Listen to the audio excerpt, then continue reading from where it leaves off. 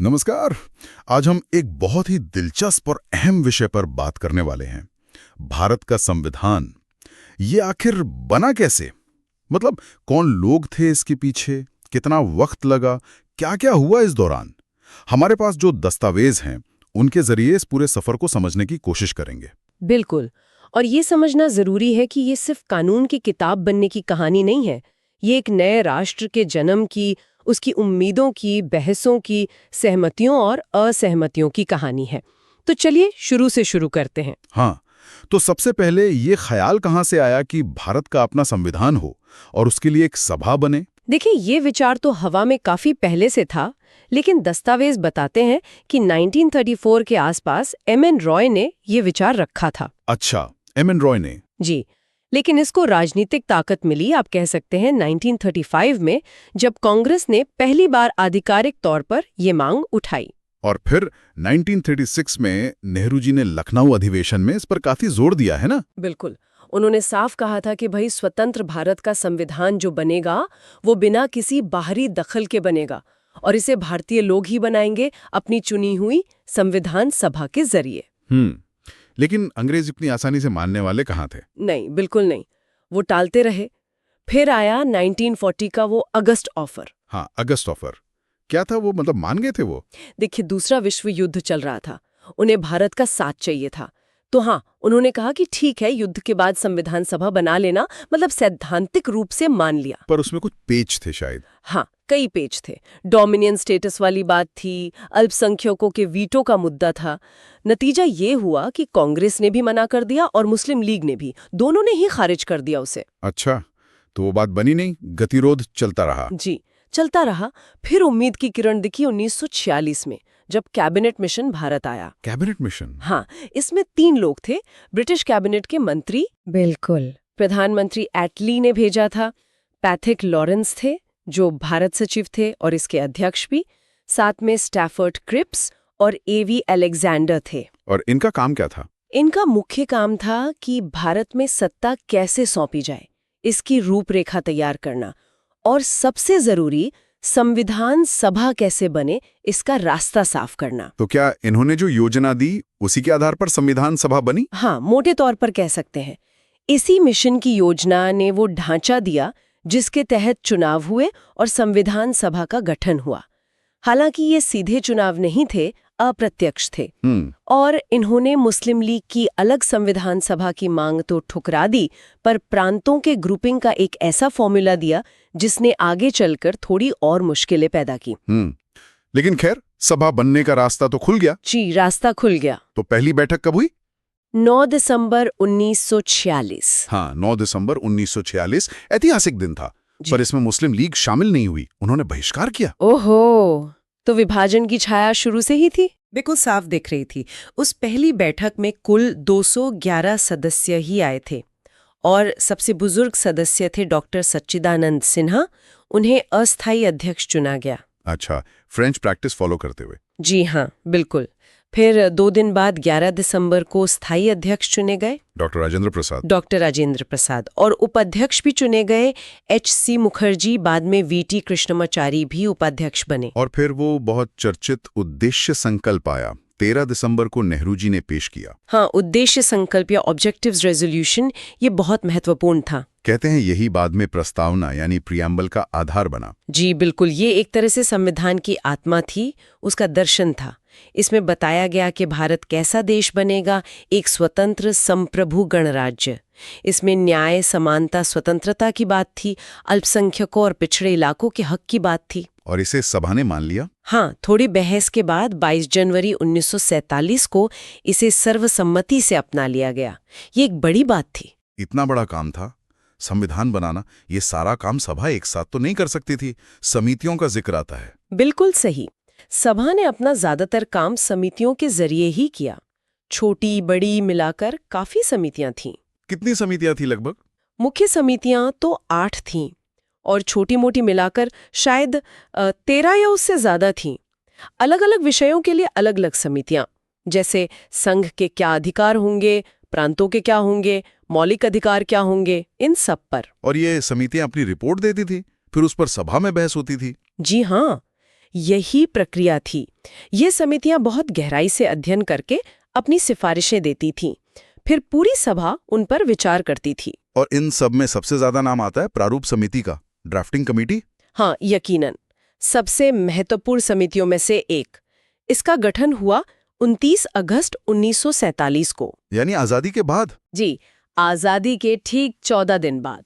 इसका काम था कि जो बाकी समितियों की सिफारिशें आई हैं और जो चर्चाएं हुई हैं, उनके आधार पर संविधान का एक लिखित मसौदा, एक ड्राफ्ट तैयार करना। और इसके अध्यक्ष बनाए गए डॉक्टर भीमराव अंबेडकर।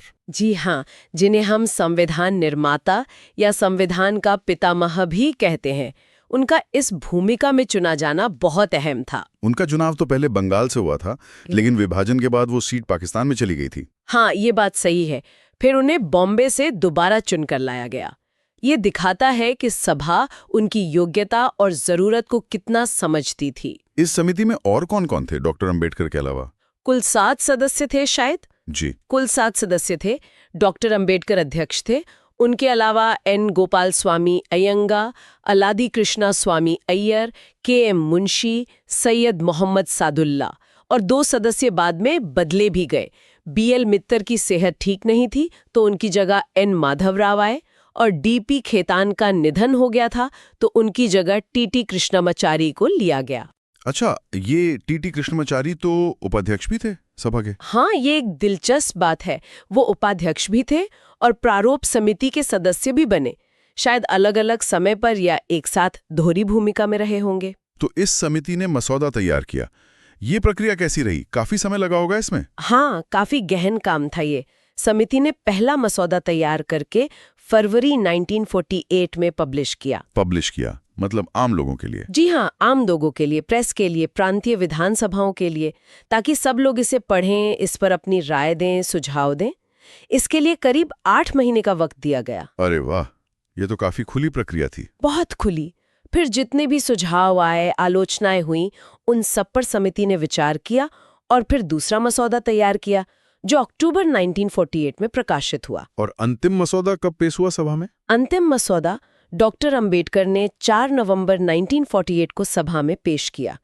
इस पर पहली रीडिंग हुई। फिर इस पर बहस हुई होगी? जी, बहुत लंबी और गहन बहस हुई, जिसे दूसरी रीडिंग कहते हैं। ये कई दिनों तक चली। इसमें संविधान के हर एक अनुच्छेद पर, हर क्लॉज पर बारीकी से चर्चा हुई। कहते हैं हजारों संशोधन प्रस्ताव आए थे। हाँ, आंकड़ा तो यही बताता है कि करीब 7,653 संशोधन प्रस्तावित किए गए थे। सोचिए, 7,000 से ज्यादा। जी, हालांकि उन सब पर बहस नहीं हुई, पर लगभग 2,473 संशोधनों पर बाकायदा सभा में चर्चा हुई और फैसला लिया गया।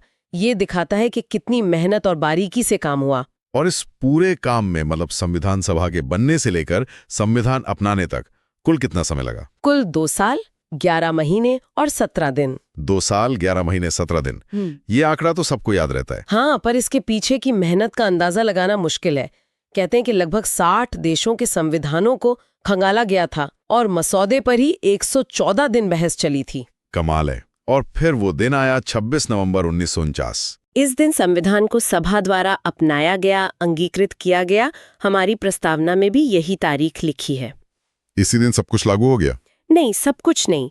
कुछ जरूरी चीजें जैसे नागरिकता से जुड़े प्रावधान, चुनाव, अंतरिम संसद, ये सब तो 26 नवंबर 1949 को ही लागू हो गए। लेकिन पूरा संविधान लागू हुआ 26 जनवरी 1950 को। और 26 जनवरी की तारीख ही क्यों चुनी? इसका भी कोई कारण था? हाँ, इसका ऐतिहासिक महत्व था। कांग्रेस ने 1929 के लाहौर अधिवेशन में पूर्ण स्वराज का संकल्प लिया था। हाँ, रावी नदी के तट पर। जी, और 26 जनवरी 1930 को पहला पूर्ण स्वराज दिवस मनाया गया था।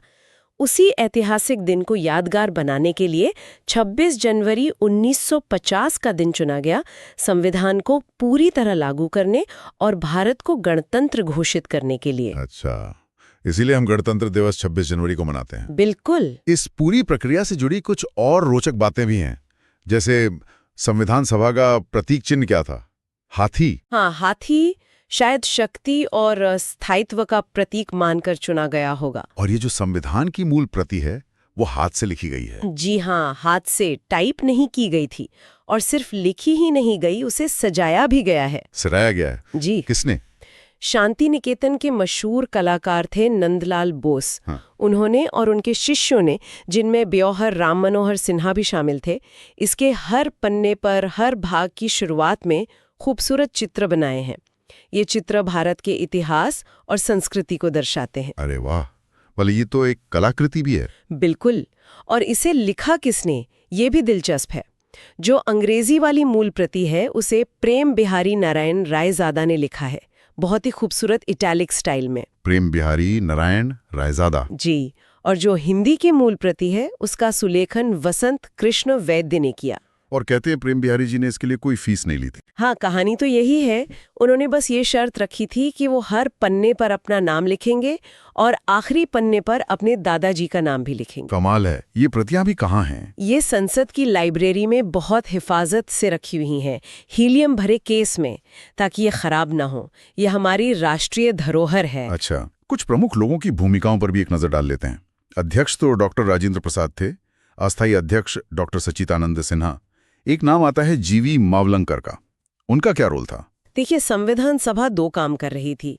एक तो संविधान बनाना और दूसरा, जब तक नई संसद नहीं बन जाती तब तक देश के लिए आम कानून भी बनाना। अच्छा, विधायिका का काम भी। जी। तो जब सभा संविधान बनाने बैठती थी तब डॉक्टर राजेंद्र प्रसाद अध्यक्षता करते थे, लेकिन जब वही सभा कानून बनाने के लिए यानी विधायिका के तौर पर मिलती थी तब जीवी मावलंकर अध्यक्षता करते और थे। यही मावलंकर जी बाद में लोकसभा के पहले स्पीकर बने। बिल्कुल सही।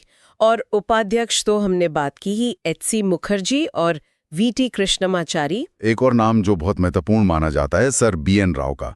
वो तो सदस्य नहीं थे सभा के। नहीं, सदस्य नहीं थे, लेकिन उनकी भूमिका बहुत ही ज्यादा अहम थी। वो संविधान सभा के संवैधानिक सलाहकार थे, बहुत बड़े कानून के जानकार थे, सिविल सर्वेंट थे। असल में उन्होंने ही दुनिया भर के संविधानों का अध्ययन करके संविधान का एक पहला कच्चा मसौदा तैयार किया था, जिस पर फिर प्रारूप समिति ने काम किया। उनका योगदान बहुत बड़ा है, भले ही वो पर्दे के पीछे ज्यादा रहे। और एक एस.एन. मुखर्जी का नाम भी आता है, मुख्य प्रारूपकार। हाँ, चीफ ड्राफ्ट्समैन। डॉक्टर अंबेडकर ने खुद उनकी तारीफ की थी कि वो मुश्किल कानूनी भाषा को भी एकदम साफ और सरल तरीके से पेश करने में माहिर थे। अच्छा, कुछ और तारीखें जो हमें याद रखनी चाहिए? बिल्कुल। जैसे हमारा राष्ट्रीय ध्वज तिरंगा, इसे संविधान सभा ने 22 जुलाई 1947 को अपनाया था। आजादी से भी पहले ये फैसला हुआ। और फिर 24 जनवरी 1950 का दिन, उस दिन भी काफी कुछ हुआ था। हाँ, वो भी बहुत महत्वपूर्ण दिन था। 3 बड़ी बातें हुई उस दिन। क्या क्या? एक तो जनगण मन को राष्ट्रगान और वंदे मातरम को राष्ट्रीय गीत के रूप में अपनाया गया। अच्छा, राष्ट्रगान और राष्ट्रीय गीत दोनों एक ही दिन? जी, 24 जनवरी 1950 को। दूसरी बात, डॉक्टर राजेंद्र प्रसाद को भारत का पहला राष्ट्रपति चुना गया। और तीसरा ये कि इसी दिन संविधान सभा की आखिरी बैठक हुई। आखिरी बैठक मतलब इसके बाद सभा खत्म? हाँ, संविधान बनाने का काम तो पूरा हो चुका था, तो ये अंतिम बैठक थी। इसी दिन सदस्यों ने संविधान की जो 3 मूल प्रतियां थीं, 2 अंग्रेजी में, 1 हिंदी में, उन पर हस्ताक्षर किए। कितने सदस्यों ने हस्ताक्षर किए? कुल 284 सदस्यों ने हस्ताक्षर किए थे उस दिन, और इसमें 15 महिलाएं भी शामिल थीं। 15 महिलाएं, ये भी एक महत्वपूर्ण बात है। जी, उस समय के हिसाब से देखें तो महिला प्रतिनिधित्व का ये एक अच्छा उदाहरण था। इसके बाद संविधान सभा भंग कर दी गई और वो अंतरिम संसद के रूप में काम करती रहीं जब तक 1951-52 में पहले आम चुनाव नहीं हो गए। हमने शुरू में समितियों की बात की थी। क्या कुछ मुख्य समितियों और उनके अध्यक्षों के नाम एक बार फिर से बता सकती हैं, ताकि काम का बंटवारा समझ आ जाए? जरूर। जैसे संघ की शक्तियों से जुड़ी जो समिति थी, यूनियन पावर्स कमेटी, और संघ का संविधान कैसा हो, यूनियन कॉन्स्टिट्यूशन कमेटी, इन दोनों के अध्यक्ष जवाहरलाल नेहरू थे। अच्छा, केंद्र से जुड़े मामले नेहरू जी देख रहे थे। हाँ, और प्रांतों का संविधान कैसा हो, प्रोविंशियल कॉन्स्टिट्यूशन कमेटी, इसके अध्यक्ष सरदार पटेल थे। और एक बहुत बड़ी सलाहकार समिति थी मौलिक अधिकारों, अल्पसंख्यकों और जनजाति क्षेत्रों पर। उसके अध्यक्ष भी सरदार पटेल ही थे। सरदार पटेल के पास भी बड़ी जिम्मेदारियां थीं। बहुत बड़ी। सभा की प्रक्रिया कैसे चलेगी, रूल्स ऑफ प्रोसीजर कमेटी, और सभा का संचालन कैसे होगा, स्टीयरिंग कमेटी। इन दोनों के अध्यक्ष सभा के अध्यक्ष यानी डॉक्टर राजेंद्र प्रसाद ही थे। और प्रारूप समिति के अध्यक्ष डॉक्टर अंबेडकर। वो तो थे ही। छोटी समितियों ने भी जरूरी काम किए होंगे। बिल्कुल। जैसे हमने बात की, जब सभा विधायिका का काम करती थी तो उसके लिए जो समिति थी उसके अध्यक्ष जीवी मावलंकर थे। राष्ट्रीय ध्वज के लिए एक तदर्थ समिति बनी थी, उसके अध्यक्ष डॉक्टर राजेंद्र प्रसाद थे। भाषा के आधार पर प्रांत बने या नहीं ये बड़ा मुद्दा था, उस पर एस.के. दार की अध्यक्षता में एक आयोग बना था। मतलब हर छोटे बड़े पहलू पर ध्यान दिया गया था। तो ये थी एक झलक हमारे संविधान के बनने के सफर की। 2 साल 11 महीने 17 दिन, सैकड़ों लोग, हजारों घंटे की बहसें, ढेर सारी समितियां, संशोधन, तब जाके दस्तावेज तैयार हुआ जो आज हमारे लोकतंत्र की बुनियाद है। सच में। और ये पूरी प्रक्रिया बताती है कि ये किसी एक इंसान या एक सोच का नतीजा नहीं है। ये एक सामूहिक प्रयास था, एक साझा सपना था जिसे बहुत धीरज, समझदारी और दूरदर्शिता के साथ पूरा किया गया। इसमें अलग अलग विचारों को जगह दी गई, उन पर बहस हुई और फिर सहमति बनाने की कोशिश हुई। बिल्कुल।